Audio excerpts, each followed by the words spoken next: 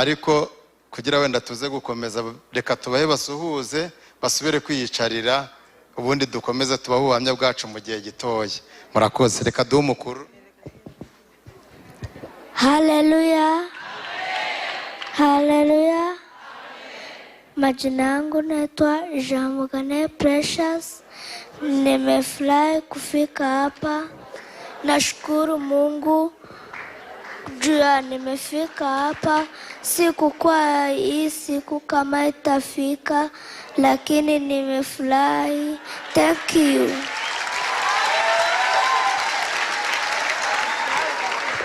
Haleluya. Haleluya. Majina yangu naitwa Mcharufa Gabi. Niko na miaka 11. Tulikuwa tunawatch online, tukaona mchungaji wetu wa Apostle,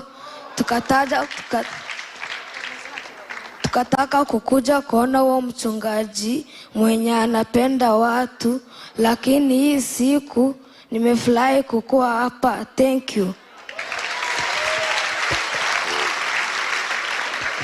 Hallelujah. Amen. Hallelujah. Amen. God is good. And all the time. My name is Mjishagaya Benta, and I'm the firstborn of this family.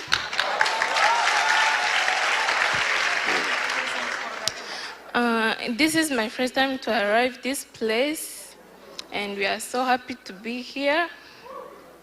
And we used to watch online, and we wish to see Apostle, and now we have come. Thanks to God. Reka basubire kwiyicarira. Cyo kwicara.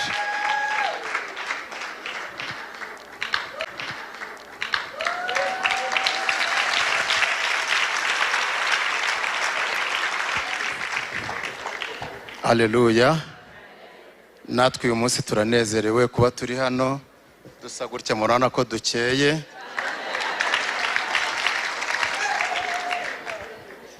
Hari igihe tutari dukeye, iyo umuntu akeye hari igihe atarakeye. Rero uyu munsi turanezerewe. Muri aya mavuta twahageze 2018. Imbere yaho gatoya ntago ibintu byari bimeze neza. Kuko wena ndatinze njya nibuka mbere yaho gatoya twigeze tunanirwa kwishyura inzu, twishyuraga 20,000. Tumaze mwamezi 4 baduha puriave irarangira batwongeza ibindi by'umweru, ariko Imana ibana natwe. Rero uyu munsi turanezerewe. Umufasha wanjye tumaranye imyaka 15. Twamenyanye turi inzahare, yari inzahare, nanjye ndi inzahare. Duhuye turakundana, bigenda neza, turabana, ariko mu buzima butari bworoshye. Ariko muri ubwo buzima tubana dusenga, tubana twubaha Imana. Imana igenda idushyigikira, kuko sinshaka gutinda, kuko tufite igihe kirekire tuzagenda tubivuga. Ni ukuvunguraho gatoya. 2018 tumenyana n'umushumba wacu Apostle. Tumenyanye n'umushumba nibwo ibintu byatangiye kugenda bihinduka. Icyo gihe nari umumotari, kuko nawe hari igihe najyaga muzana ngaparika cyangwa se nkarara mu muhanda. Uzi ko hari igihe hakunda kuba amateraniro atinda, mutegereje kugira tugire gute dutashye. Ariko igihe kigeze Imana ikajya ituvugaho. Tugeze muri aya mavuta Imana ikajya igenda ituvugaho. Imana rero iza kugenda ihindura ubuzima burimo muturebamo uyu munsi. Wena ndaza gukomeza, reka muhe nawe agira icyo avuga, ndabona amereye nabi. Haleluya. Ni amateka maremare, ndumva natewe iteka, kandi uyu mwanya tuwushimiye Imana iba yawudutegura ikoresheje umushumba. Imana imuhe umugisha. Arabibabwiye rero, hari aho yari yasimbutse kuntu nyine twamenyanye. Yaje kunsaba ahantu nabaga, baramwanga, bagati umumotari ntago yaba umukwe wacu. Bavuze ijambo rikomeye ntavugira hano, ariko Imana nyine tugenda bababarira. Hanyuma biba ngombwa ungiye nari imfubyi nibana, ubwo ndongera nsubira mu Kibahima. Hanyuma rero ubu igihe kiragera arankwa. Wankoya ngahe?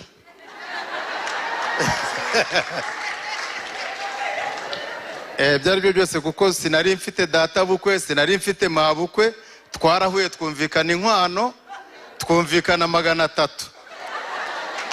Ariko nabwo icyo gihe kuyabona byaje kungora.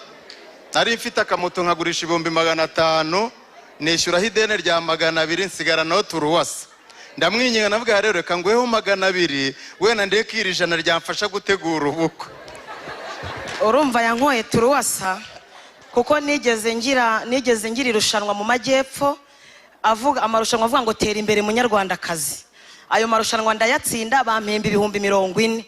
Ubwo rero turimo kuvuga n'inkwano numvaga ngiye kumunaniza, nkumva 300 ni byinshi ntazabibona kuko urumva ubwo bari banyirukanye ngiye kongera kwibana, numvaga nabivuyemo. Nabwo ngiye kumubwira amafaranga menshi atazabona, tubivemo tubyihorere. Mubwiye turuwasa numva aranabyemeye yihuse. Ariko ikintu cyaje kuntangaza, hamaze iminsi mike ngo nsubize 100.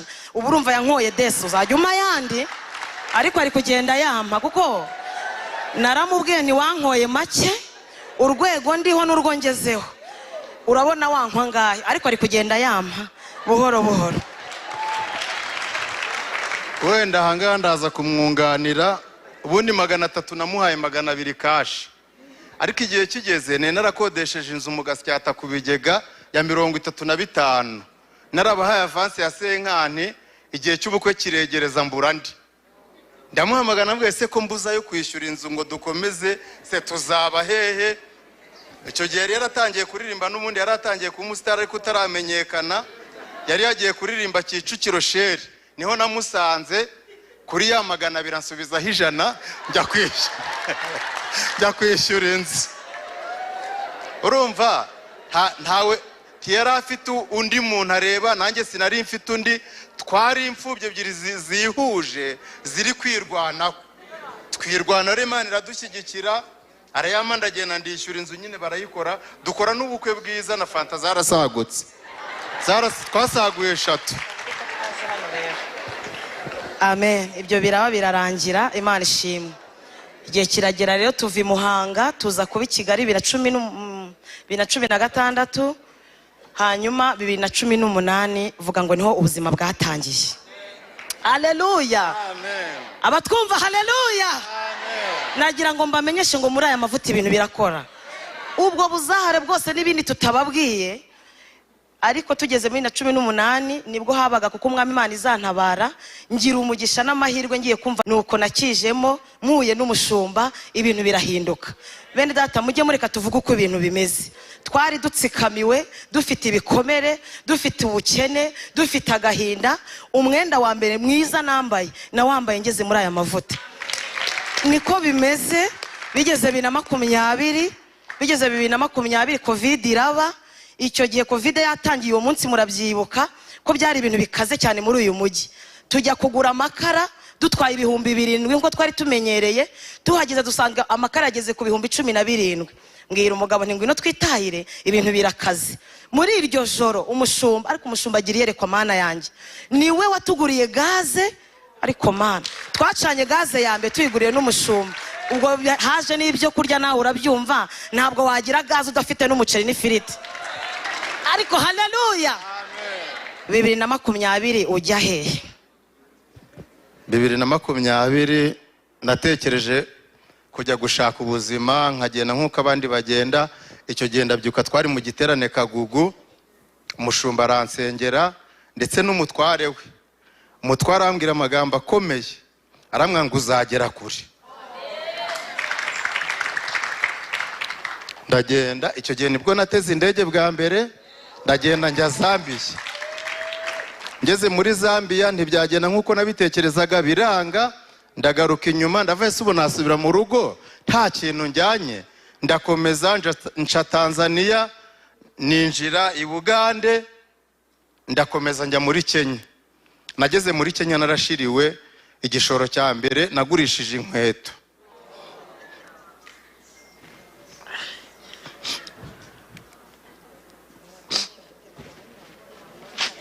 Nagurishije inkweto, nari mfite inkweto nyinshi, abarizo mperaho mu mujyi witwa Gisumu, ntangira kuzunguza.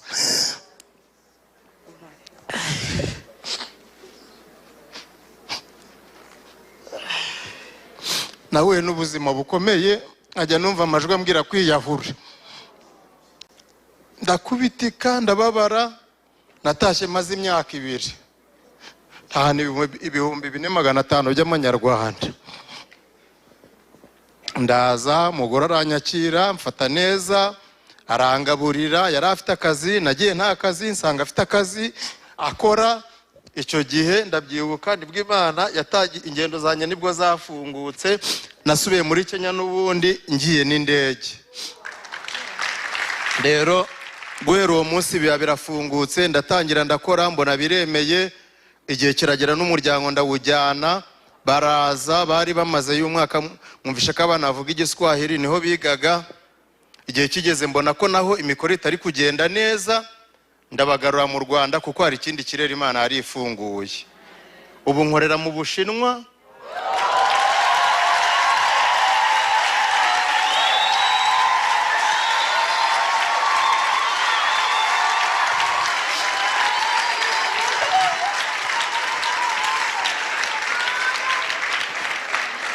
Ubu nkorera mu Bushinwa, ntago njya mu Bushinwa, ahubwo nkorera mu Bushinwa mbayo.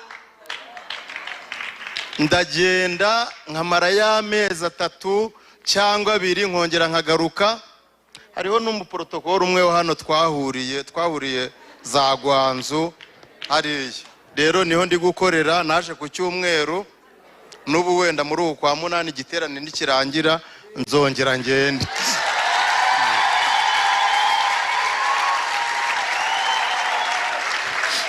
Rero byose muri amavuta turashimira umushumba cyane, kandi abantu bajye bareka umuntu wo gushimwa ashimwe, kuko umushumba ni umuntu ukurikirana intama zose, yaba ikennye yaba ifite ubushobozi, atarebye agakurikirana. Muri icyo gihe cyose yagiye atuba hafi, agenda atubungabunga, aduhamagara.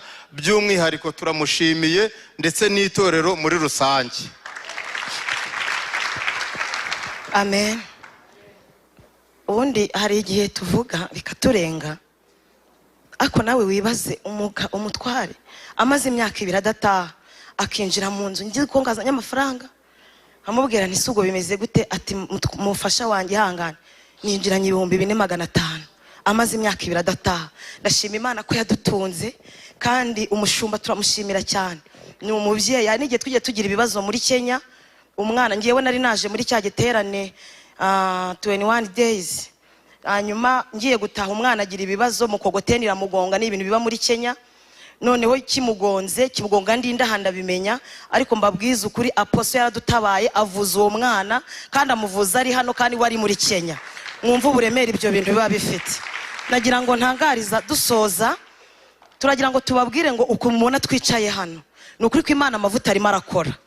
Nawe bitaragera uhumure, iyi Mana twicaye imbere irashoboye, kandi kubera naduhaye n'umubyeyi mwiza wumvira Imana, wumva ijwi ry'Imana, agakora icyo Imana imubwiye. Harimo n'abantu Imana ibwira bakanabyirengagiza, ariko twebwe Imana yaramuhamagaye, araza, aza wese kandi yumvira Imana. Imana imuha umugisha. Ngewe ndibuka ko n'ikimenyimenyi perime yanjye nayizanyire hariya, naje muri baradutumiye tuza mu ijoro ry'abubatsi. Abantu mutaza mu ijoro ry'abubatsi murahomba. Ari amasengesho arakora, mbabwiza ukuri.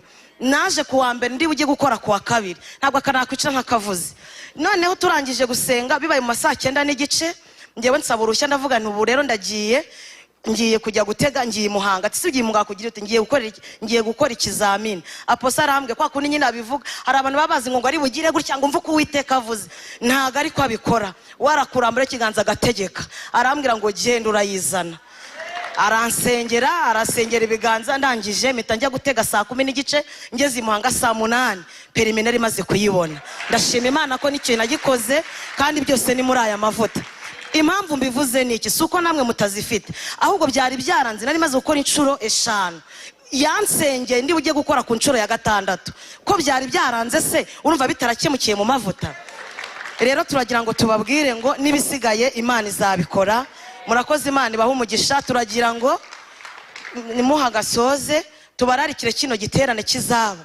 Iki giterane ni ukuri, mbabwiza ukuri, twakiboneyemo Imana, twabonyemo ubuzima. Iyo mubona batanze imbaraga zingana gutya, ubu hari umuntu w'imfubyi uvuga uti Mana bizagenda gute, iyampaye umugabo mwiza usurya.